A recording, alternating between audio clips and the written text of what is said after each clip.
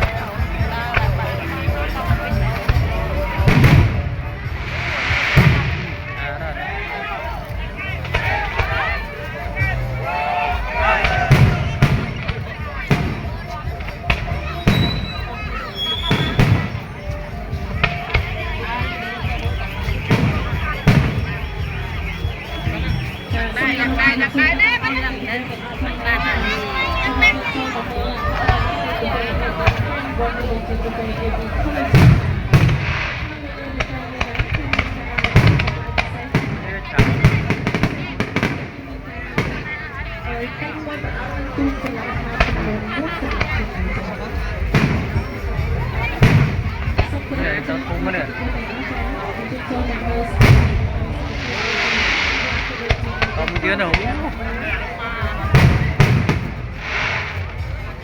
lấy cái thành đi nha hả? cái đầm lót Mày này. Mày nàyนี่อยากไล่กระชุมเนี่ยนี่อยากต่อเจ้านี่อยากต่อเจ้านี่ต่อเจ้าđây cái cài đây mà đông mấy này là mất đấy là lấy cái như cánh súng này lấy cái tên nung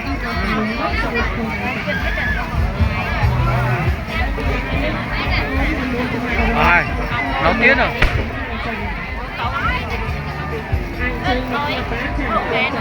ôi lơ nữa to hết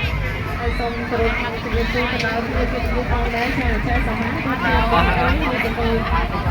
ចាំទៅទៅទៅទៅវាលើទៅមើលឡើងនោះមកចាចែកសមត្ថភាពនៃយើងគ្នាបងប្អូនប្រកាសយ៉ាងណាអរគុណច្រើន